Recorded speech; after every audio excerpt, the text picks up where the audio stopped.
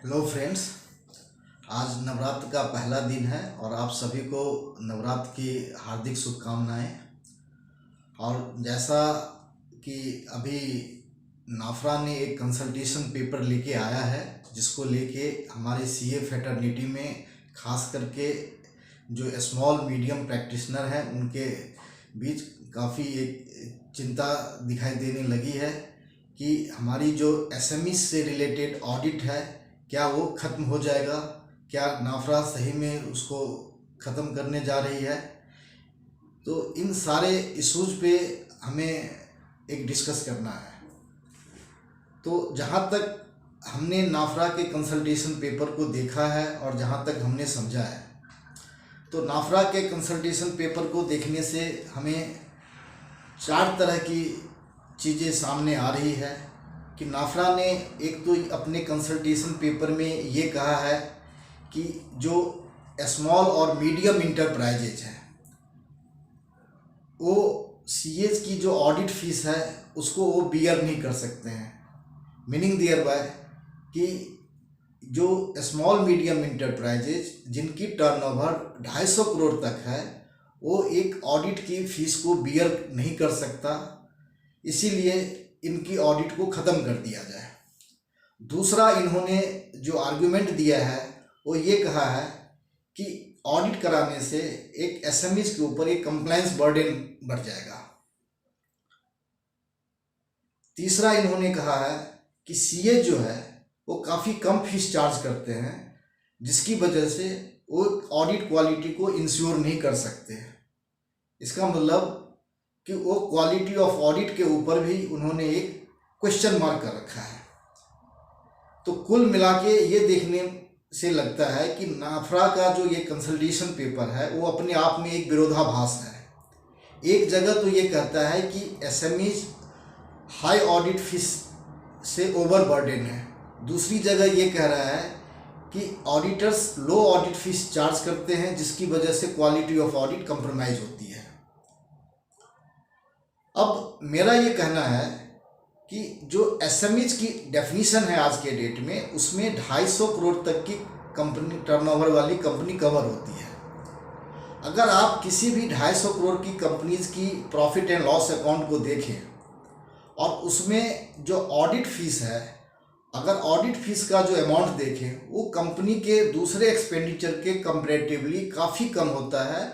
Almost ये negligible है, ये पीनट्स के समान है। तो मेरा मानना है कि ऑडिट फी कैसे इस एमएसएमई के ऊपर एक बर्डन हो सकता है। दूसरी बात रही कि अब ये कहते हैं कि ऑडिट फीस कम चार्ज करते हैं, जिससे हमें ऑडिट की क्वालिटी इम्प्रूव नहीं हो पाती है। तो इसमें आज तक का जो रेगुलेशंस हैं उसमें कहीं भी प्राइवेट लिमिटेड कंपनीज के लिए एक मिनिमम थ्रेशोल्ड ऑडिट फीस की बात नहीं कही गई है।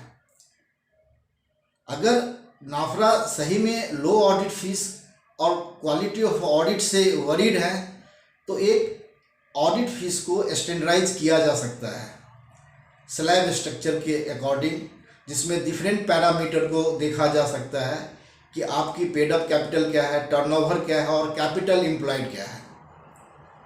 तो ये तो कुल मिला के रही कि नाफरा ने जो आर्गुमेंट दिए हैं कंसल्टेशन पेपर में, वो उनकी चीज़ों को हमने आपके समक्ष शेयर किया है। लेकिन मेरा मानना है कि अगर आप चेक्स और बैलेंस का सिस्टम नहीं रखेंगे तो होगा क्या, इससे टैक्स इवेशन बढ़ेगा, इससे मनी लॉन्ड्री बढ़ेगा, इससे एक अनरिलायबल और अनऑडिटेड फाइनेंशियल स्टेटमेंट बढ़ जाएगा, जिससे क्या होगा कि जो भी एंड यूजर हैं, चाहे वो बैंक हो, फाइनेंशियल इंस्टीट्यूशन हो, लैंडिंग करने वाले हो, इन्वेस्टर्स हो, वो एक डायरेक्शन लेस हो जाएंगे कि इनकी फाइनेंशियल स्टेटमेंट रिलायबल है या नहीं। नंबर 2, अगर आप ऑडिट को ख़त्म कर देते हो तो जो दूसरे कंप्लायंस बर्डन है कि पहले जो प्राइवेट लिमिटेड कंपनी होती थी उसको सिर्फ 2 तरह के आरओसी फॉर्म फाइल करने होते थे, AOC 4 और MGT 7, और आज के डेट में गवर्नमेंट जो है ग्रेजुअली ये 7-8 फॉर्म एक प्राइवेट लिमिटेड को फाइल करने के लिए कह दिया कि अगर आप डायरेक्टर हैं तो हर साल आप DIR-3 KYC भी फाइल करिए। अगर आप लेट फाइल करते हैं तो आपको 5,000 रुपये की पेनल्टी होगी। फिर उसी तरह से दूसरे फॉर्म MSME 1 और 2 फॉर्म भी उन्होंने इंट्रोड्यूस किया। फिर उसने DPT-3 फॉर्म्स को इंट्रोड्यूस किया। तो इस तरह से एक कंप्लायंस बर्डन बजाय उनका ईज करने के बजाय उनको बढ़ाया जा रहा है। और आप एक दिन भी डिले होते हो तो पर डे हर एक फॉर्म की 100 रुपये के हिसाब से पेनल्टी चलेगी जब तक आप ये कंप्लायंस को ठीक नहीं करते हैं।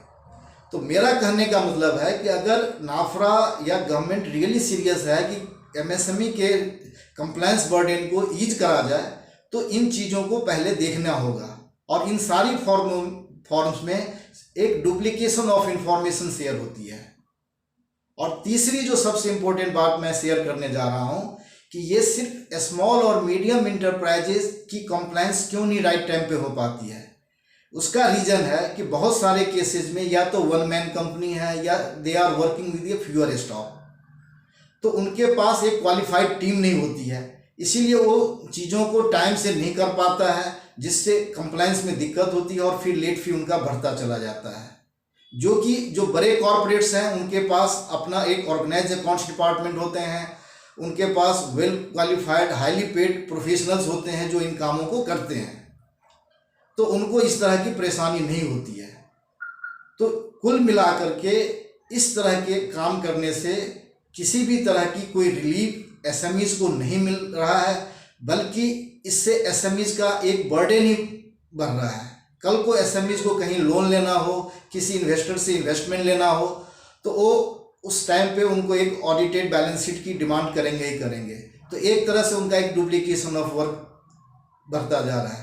फिर उसमें एक कंसिस्टेंसी की प्रॉब्लम होगी।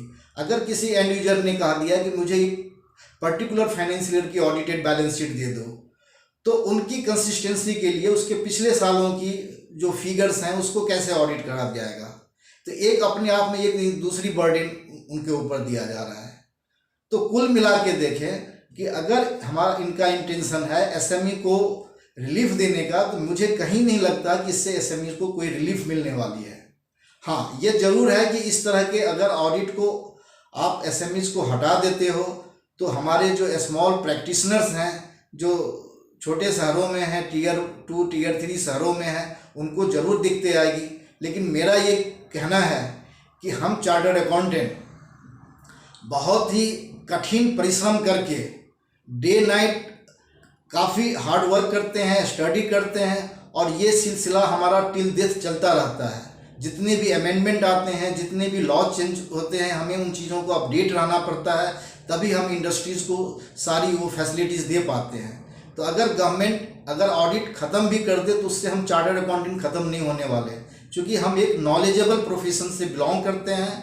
हमारा कोई बाउंड्री नहीं है। बिजनेस को अल्टीमेटली एक एडवाइज़र की ज़रूरत पड़ेगी और उनका कंप्लायंस कॉस्ट कई गुना ज़्यादा बढ़ जाएगा। तो कुल मिला के इन सारी चीज़ों को एक रिविजिट करने की ज़रूरत है नाफरा के लेवल पे, और वो इस तरह की एक एनार्किस्ट सिचुएशंस ना पैदा करे जिनसे हम CA फैटर्निटी के बीच, हमारे मेंबर्स के बीच इस तरह की जो है एक कैरियर अनसर्टेनिटी वाली सिचुएशंस आ जाए, जो कि मुझे नहीं लगता है। और हमें इसको एक ज़ोरदार तरीके से हमें इस चीज़ को अपोज करना चाहिए, प्रोटेस्ट करना चाहिए। थैंक यू दोस्तों, मैं CA नवल किशोर चौधरी हूँ। आप अगर अभी तक हमारे इस चैनल को सब्सक्राइब नहीं करे हैं तो ज़रूर आप इनको सब्सक्राइब कर लें, और अगर आपका अपना कोई व्यूज़ है तो ज़रूर कमेंट बॉक्स में हमें आके बताएं। हमने अपनी ये व्यूज़ दे दिया, और ये हमारा वीडियो शेयर करने का कहीं मतलब नहीं है कि हमने नाफरा के ऊपर कोई क्वेश्चन मार्क किया है या किसी अथॉरिटी के ऊपर क्वेश्चन मार्क किया है।